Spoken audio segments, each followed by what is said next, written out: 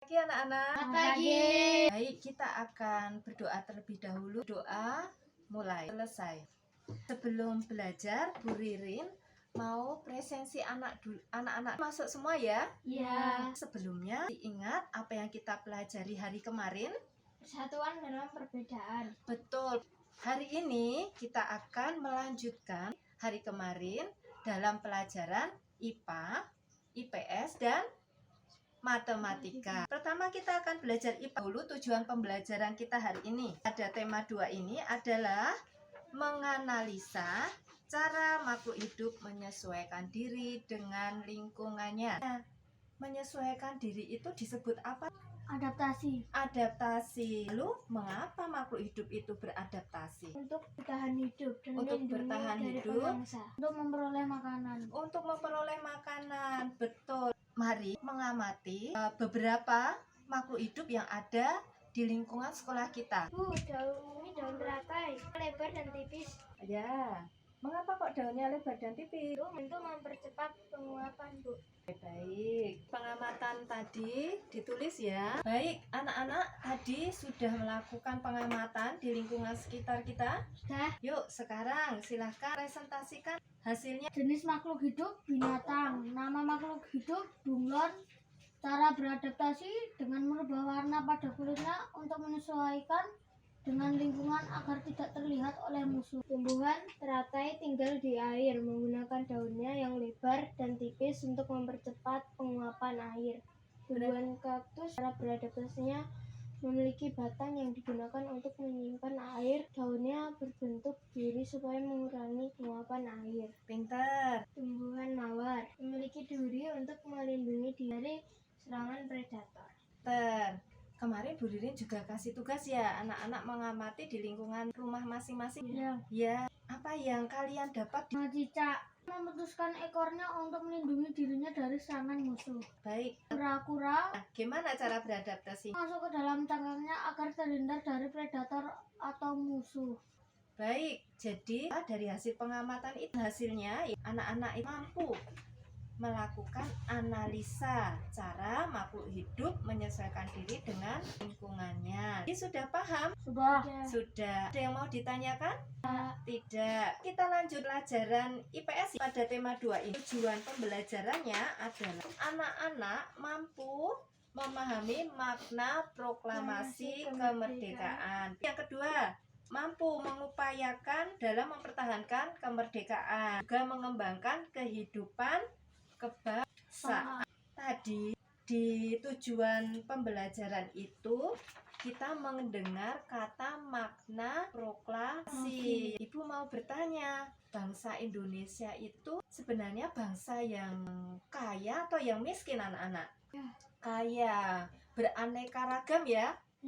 Ya, contohnya beraneka ragam budaya, betul, suku bangsanya, budayanya, bahkan kekayaan alamnya, sehingga banyak bangsa-bangsa asing itu tertarik pada Indonesia. Maka banyak negara asing yang menjajah Indonesia pada zaman dahulu. Kira-kira kalau dijajah itu enak apa enggak? Enggak enak. Nah, maka rakyat Indonesia berusaha berjuang supaya para penjajah pergi dari Indonesia. Tanah air ya. Para pejuang itu terus berjuang supaya bangsa Indonesia menjadi merdeka. Akhirnya, apakah Indonesia berhasil merdeka? Berhasil. Baik, tanggal berapa Indonesia merdeka? 17 Agustus 1945. Pinter anak-anak. Buktinya? Proklamasi kemerdekaan. Pinter. Proklamasi kemerdekaan itu menjadi bukti bahwa bangsa Indonesia itu merdeka. Berarti proklamasi kemerdekaan menunjukkan Indonesia merdeka, terlepas dari penjajah. Nah, itu adalah makna dari proklamasi. Lalu, siapa bapak proklamator kita? Insinyur Soekarno dan Muhammad Hatta. Pinter. Di mana tempatnya? Ya, bertempat di Jalan Pegangsaan Timur nomor 56, Jakarta Pusat. Ternyata terbukti bahwa bangsa Indonesia itu sungguh-sungguh berjuang supaya memperoleh kemerdekaan. Karena dengan kemerdekaan kita dapat hidup dengan baik. Nah, sekarang kita sudah merdeka. Apakah kita diam saja? Enggak. Kita masih harus melanjutkan perjuangan para pahlawan. Bagaimana cara melanjutkannya? Tekun belajar agar pintar, bangsanya maju dan dapat hidup sejahtera. Pintar. Biar pintar, kalau sudah pintar bangsanya jadi maju. Belajar itu harus kita lakukan terus-menerus ya. Mengingat bahwa kita punya tugas untuk hidup menjadi bangsa yang maju. Pembelajaran IPS, anak-anak sudah belajar mengenai makna proklamasi, yaitu apa? Kemerdekaan, bebas dari penjajah. Lalu bagaimana memaknainya? Tekun belajar, giat bekerja, gitu ya, nggak malas-malasan. Biar bangsanya apa? Maju. Nah, anak-anak tadi juga sudah belajar sejarahnya bahwa proklamasi kemerdekaan Indonesia itu terjadi pada tanggal 17 Agustus tahun 1945. Siapa bapak proklamator kita? Insinyur Soekarno dan Muhammad Hatta. Baik, terlaksana mana ya? Jalan Pegangsaan Timur nomor 56 Jakarta. Ya, baik. Berarti di pelajaran IPS anak-anak sudah mampu memahami makna proklamasi kemerdekaan dan upaya mempertahankan kemerdekaan dan mengembangkan kemerdekaan bangsa. Ada yang mau bertanya? Ada. Boleh bertanya kalau masih ada yang tidak paham ya. Kita bisa lanjutkan di pelajaran matematika ya. Iya. Ya, di matematika ini tujuan pembelajarannya adalah mengenal ya, gimana Mas? Mengenal dan menggunakan konsep bilangan cacah dalam memecah masalah sehari-hari yang melibatkan penjumlahan, pengurangan, perkalian, pembagian, dan operasi hitung campuran. Betul sekali. Jadi anak-anak akan mengenal dan menggunakan konsep bilangan cacah dalam memecahkan masalah sehari-hari yang melibatkan penjumlahan, pengurangan, perkalian, pembagian, dan operasi hitung campuran. Operasi hitung campuran itu ya ini. Tadi ada penjumlahan, pengurangan, perkalian, dan pembagian. Biar lebih jelas lagi, Bu Ririn mau memberi latihan soal. Berikut latihan soal matematika yang sudah Ibu bagikan pada lembar kerja untuk anak-anak. Ibu akan bacakan latihan soalnya. Atik, Dina, Lina, Andi, Denny, dan Ayu menjual martabak buatan Ibu Lina. Mereka sedang bekerja sama untuk mengumpulkan dana bagi temannya yang sedang dirawat. Mereka mengikuti basar di lingkungan tempat Ayu tinggal. 6 sekawan memiliki 8 martabak. Setiap martabak dipotong menjadi 9 potong. Mereka berhasil menjual 66 potong. Setiap potong martabak dijual dengan harga 3.000.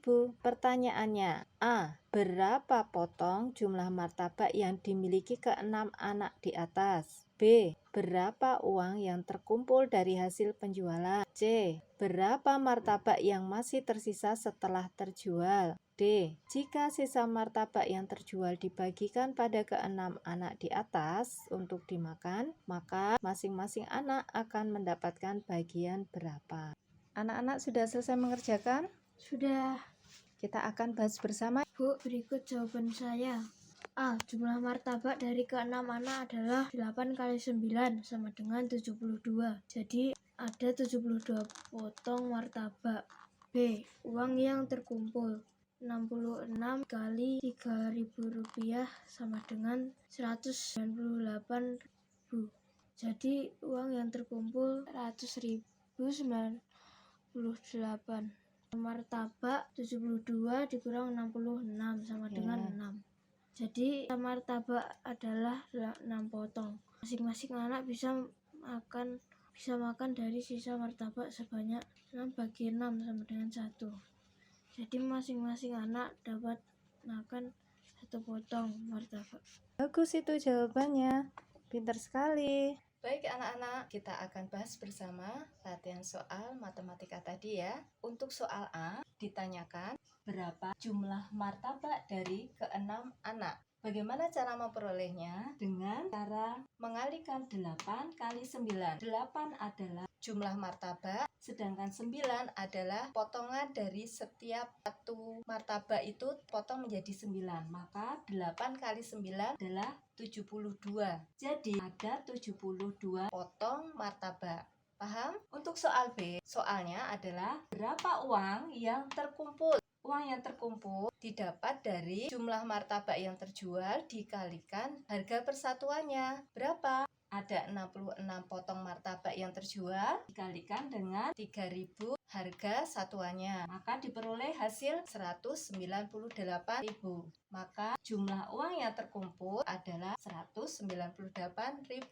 Paham ya? Kita melanjutkan di soal C. Soal C ditanyakan berapa sisa martabak diperoleh dari 72 martabak yang terkumpul, kemudian dikurangi jumlah martabak yang terjual. 72 kurangi 66 diperoleh sisa 6 potong martabak. Jadi sisa martabak adalah 6. Paham? Baik, kita di soal yang terakhir, soal D adalah berapa masing-masing anak dapat mendapatkan bagian untuk dimakan dari sisa tadi. Maka masing-masing anak akan mendapatkan bagiannya dari 6 potong martabak yang tersisa dibagi 6 anak diperoleh 1. Jadi masing-masing anak akan makan 1 potong martabak.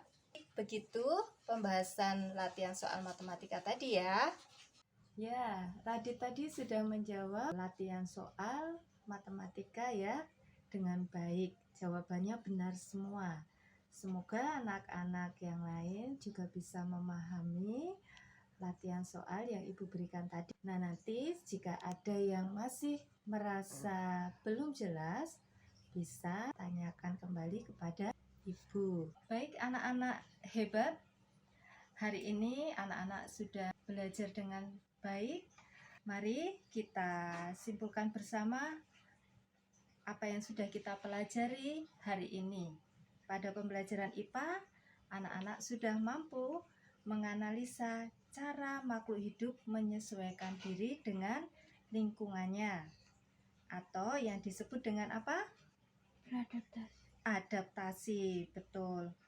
Untuk apa mereka beradaptasi? Untuk bertahan hidup. Untuk bertahan hidup, Melindungi dari pemangsa. melindungi diri, dan mendapatkan makanan. Pinter. Lalu pada pembelajaran IPS, anak-anak sudah belajar dan memahami arti proklamasi makna proklamasi dan kemerdekaan. Upaya mempertahankan kemerdekaan dengan bersatu.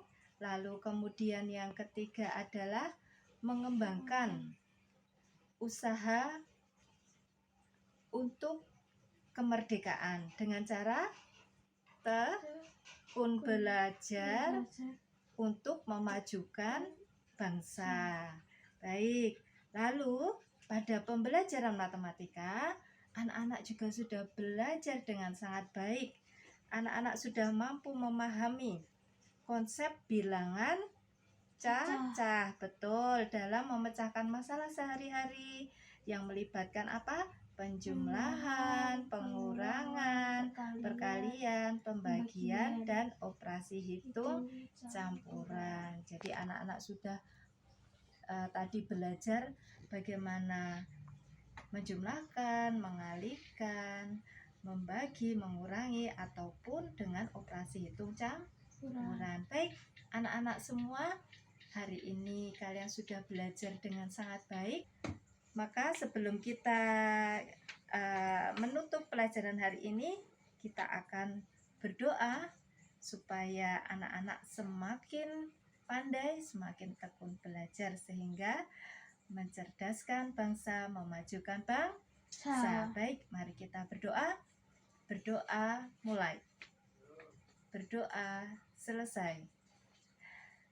Terima kasih anak-anak untuk pertemuan kita hari ini. Sekali lagi, kalian adalah anak-anak yang hebat. Sampai jumpa di besok hari. Sampai jumpa. Dadah.